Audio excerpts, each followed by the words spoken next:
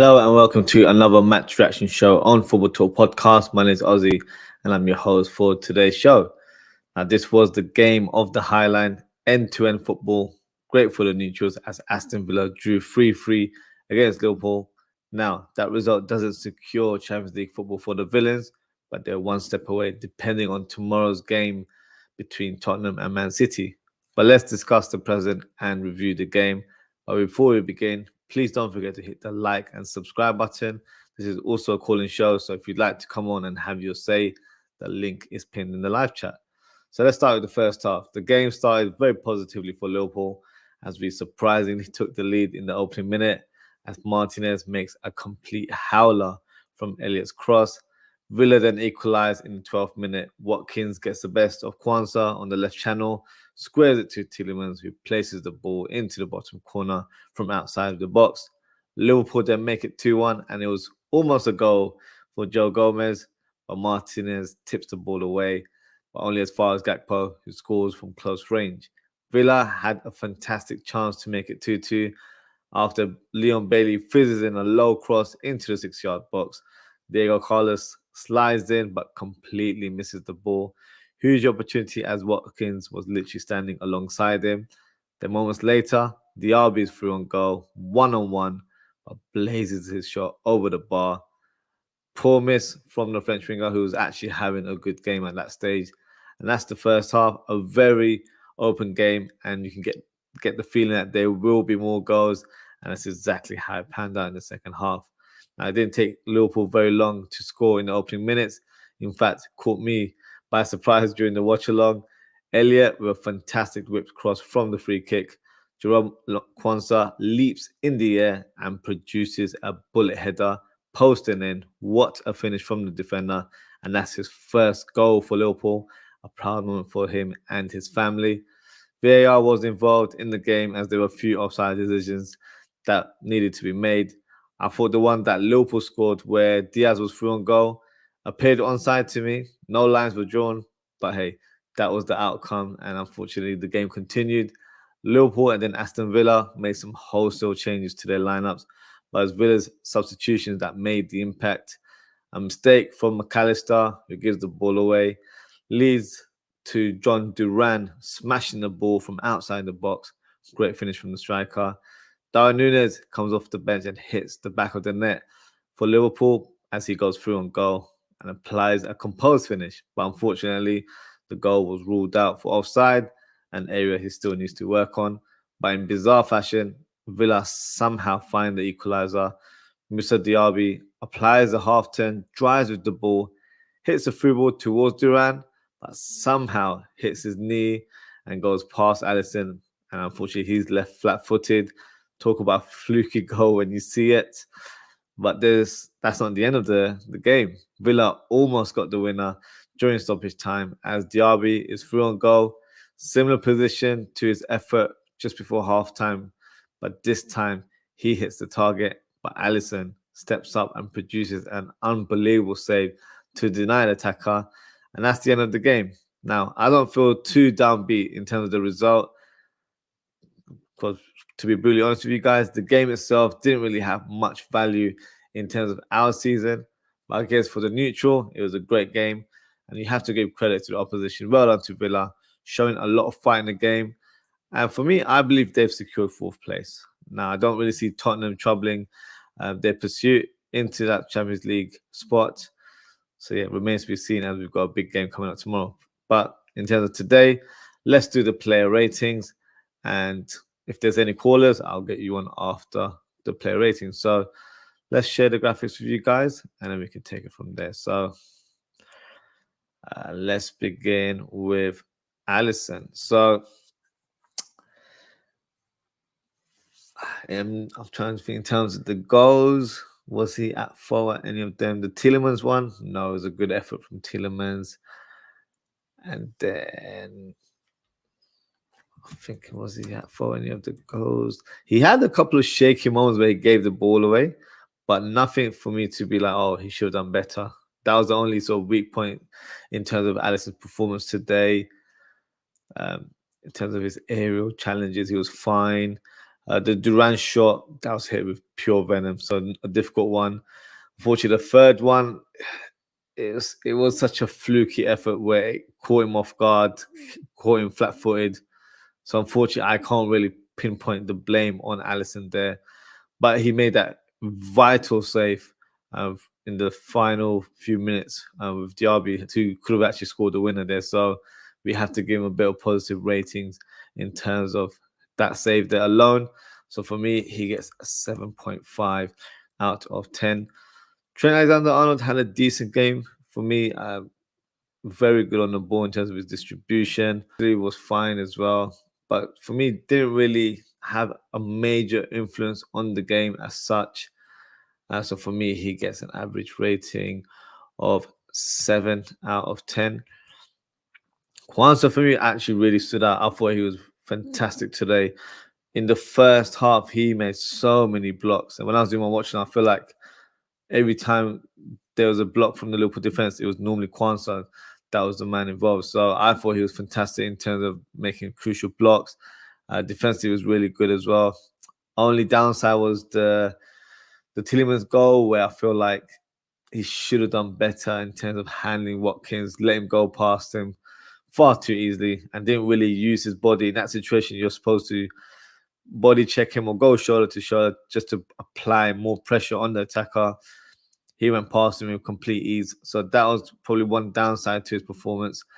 But in the second half, what a goal it was. A great leap from the young defender there. Fantastic header. Beautifully executed. Pure power. Post and in. So no, for me, really, really good performance from Kwanzaa. And it's probably why he was selected ahead of Konate in this game. So for me, I'll give Kwanzaa an 8 out of 10. Now on to Van Dijk. I think Van Dijk had a good game as well. I can't really say he was at fault for the goal. So yeah, it's a bizarre one. I know we conceded 3 goals, so you're thinking, why am I giving these guys these type of ratings? I'm just reviewing them from an individual point of view rather than as a collective, because collectively we didn't do well to stop those goals from going in. Obviously, the second one involved a player making a mistake. The third goal was a lucky goal. And these things happen in football. It's part of the game. So for me, I think Van Dijk was solid in terms of his overall performance. So I'm going to give him 7.5. I think Kwanzaa just tips over in terms of the goal that he scored. But I feel like Kwanzaa made some crucial blocks in the game. So I'm going to give it to Kwanzaa in terms of having a better rating than Van Dijk. Joe Gomez had a solid game as well. There were moments where gave the ball away, played a part to Gakpo's goal, I guess. Almost scored himself from the left side. It was actually a great shot. It was going to go into the corner, but Martinez ruined the party, made that fingertip save, but we had Gakpo coming through and scoring from close range. So I think he had a solid game. I wouldn't say he was weak, but made it some couple good blocks as well. So I'll give him a 7 out of 10. Endo for me was good as well. I think he made a lot of interceptions that I noticed. Very aggressive in terms of his pressing and tried to reduce the space for the opposition in terms of the midfielders of having any input in the game. So I feel like he did his job today. So I was very pleased with Endo's performance. Distribution was decent today as well. So for Endo, I'm going to give him a 7 out of 10. McAllister, unfortunately, the season's catching up to him. He looks very tired, burnt out, and when we made those wholesale changes and he had to be deployed as a number 6, he just didn't have the legs for it, unfortunately. So because of that, the second goal that Villa scored is down to his mistake, down to his losing focus or concentration. But I think that's coming from tiredness more than anything else. So yeah, unfortunately, not the best of games for him. So I'm going to have to give him a slightly lower rating. So I'm going to give him a 6 out of 10. Harvey Elliott for me was very good today. Probably not as great as the game against Tottenham, but nevertheless, definitely had improved. I just like the way he was moving around, neat passes, good touches, very positive in his play, very silky on the ball. So yeah, a player that we've all got very high hopes for, and I'm sure next season will be a big season for him. Played a part in Kwanzaa's goal, producing the free kick, lovely whipped cross into the box. So for me, a good performance from Elliot. So I'm actually going to give him an 8 out of 10 as well. Mohamed Salah, you know, that's the Egyptian king right there. But I'll be brutally honest, he was MIA today. Very rarely got involved in the play. Didn't really make runs to create any openings. There were moments where he was dribbling with the ball, he cut in. Normally Salah would go for like a finesse shot, curls it in towards the top bins. Doesn't really do that anymore. I don't know if that's down to age, where he might not have that kind of power and execution to do those type of shots anymore. I'm not too sure. I feel like his game has definitely changed of the course of this season. So maybe he's adapting to a new style where he can't be as explosive or kick the ball a certain way from distance, which happens to a lot of players that get older in the game. So yeah, I wasn't impressed with his contribution, to be fair. MI didn't really get involved, didn't really have many shots. He scored one goal from close range that was ruled out for offside. But other than that, no, I think it was a poor performance from the Egyptian King. So I'm actually giving a 4 out of 10. Drop a comment, let me know what you guys think. Is that harsh? Love to hear from you guys. Now, in terms of Gakpo, I think Gakpo had a solid game today. Led the line very well. Not as involved, I would say, as the Tottenham game. I thought Tottenham game, he was everywhere and really explosive. Today, still produced good moments. Got the goal where he scored from close range, to be fair. It wasn't a difficult task. So for me, good performance and definitely worthy of being selected today. So for his performance, I'm going to give him a 7.5 out of 10. Diaz was decent today. Positive on the ball, always trying to attack his fullback. Sometimes I feel like his decision making needs to be better. He needs to be more clinical. I remember he had that chance in the first half where the ball came up to him over his head and he tried to cushion the ball into the back of the net, or maybe cushion it towards Gakpo. I wasn't too sure what he was trying to go for. So in front of goal, I still find him a bit frustrating. And that's a game he needs to improve. He needs to improve his numbers in order to be regarded as an elite winger, in my opinion. But in terms of today, positive in terms of his overall game, but not as influential as we have seen him in recent weeks. So for me today, he gets a 7 out of 10. Now, in terms of my man of the match, you can see I've got a couple players here with 2 8s there. I'm actually going to give it to... Who should I give it to? I'm giving it to Jarrell Kwanzaa, aka Mr. Condolences. He gets the man of the match award for me. I thought defensively was good. And I know it's a bizarre one. You're giving man of the match to a defender where he conceded 3 goals. You have to review the performance from an individual point of view. And I thought he was really good today. And he's really stepped up. And he scored his first goal for Liverpool. So it's only right he gets the man of the match award. So that's my man of the match selection there. Drop a comment, let me know who you believe was your man of the match in this fixture.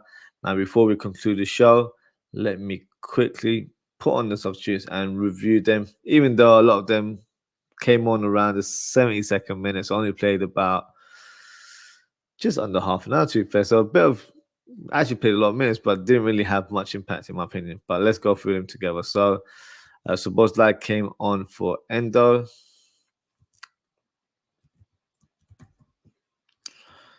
OZZWRLD there. And then we have Darwin Núñez coming on for Gakpo.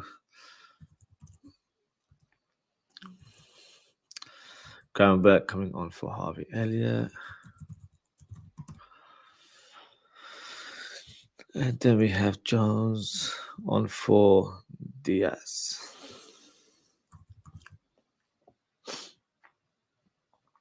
Okay, so the only change would be swapping these guys around. So OZZWRLD there, Gravenberch there, and then you got McAllister right there. So Let's start with suppose like so.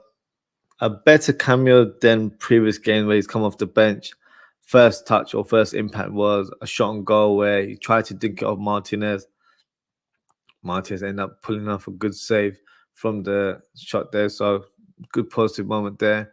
And after that, it was pretty much basic stuff. It didn't really do much to influence the game as such, just sideways passes. I feel like he can be quite negative where there's a moment where he needs to control the ball and go forward. He just passes it right back to the centre back. So that's down to confidence, I would say. But yeah, I think he pretty much played it very safe after that. So I'll give him a 6 out of 10. In terms of Nunes, showed composure today. Managed to hit the back of the net. But yeah, his sort of off-ball play needs to improve. Whether it's making runs or keeping onside, because that's something where I know a lot of fans say, you can teach someone that to, remain onside and all that stuff. I don't actually think it's as plain, as simple as that. It's not just about staying onside, because obviously with the offside, there is quite marginal differences. It's the movement of the player, and you have to have game intelligence to make those kind of movements. You can't just make those runs. You can't just do it thinking that you're always going to be onside. You have to be very intelligent, very smart in terms of how you time your runs, because he's got the speed. So it's just about having the focus to realize, you know what, I need to be aligned just before the defender makes that move and then go through. But that's something you can teach. But I feel like he's not a young prospect. He's in his mid-20s. It should be something embedded in him already. He has shown improvements here and there, but I feel like when he plays on instinct, and I don't feel like that's his natural game. For him, it's just coming on, making sure he's explosive and causing chaos and shooting from different types of ranges. He makes the difficult chances look easy, but unfortunately, the easy chances, he makes it difficult for himself. He's just that type of player. So, in terms of his performance today, yeah, he had that long shot that got saved by Martinez. Then he had the effort that was ruled out for offside. So yeah, did his thing. Didn't have huge contribution to the team. So I'll give him a 6 out of 10 as well. Gravenberch for me was a bit quiet. Didn't really get involved as much as you would like from a midfielder. Had that moment where he was attacking the left channel, cutting, trying to whip in across, which got blocked. Other than that, don't remember him having too many moments, so I'll give him a 5 out of 10. And it's the same with Curtis Jones. I know he had the late shot just before the full-time whistle, straight at the goalkeeper. So another one, straight to the point, 5 out of 10. So yeah, so that's my rating for today, guys. So that's the end of the match reaction of Aston Villa versus Liverpool. And that's the end of the show. So thank you to everyone for tuning in. If you haven't already, please don't forget to like, comment, share, and subscribe in terms of upcoming content. As we know, it's the final week of the Premier League. So this Thursday, I'll be doing the Match Week 37 review, as this match week has extended due to some of the matches being rescheduled and, obviously trying to make up for the numbers. So that'll be this Thursday. And then Friday, we're doing a match preview of Liverpool versus Wolves, the final game of the Premier League season. And then Sunday, I'll be doing the watch along for that game at 3:55 p.m. UK time. And then Sunday evening, I'll be doing the match reaction of that game, possibly around 10 p.m. UK time. So the best thing to do is hit that notification bell. You'll be notified of when my shows will be streaming. Also follow me on social media for all the latest updates. You can follow me at OZZIE'S on Twitter/X. And you can also follow me at Aussie.ftp on Instagram, Threads, and TikTok. So that's the end of the show, guys. Thank you for tuning in. Take care, stay safe, and I hope to see you in a few days' time. Goodbye.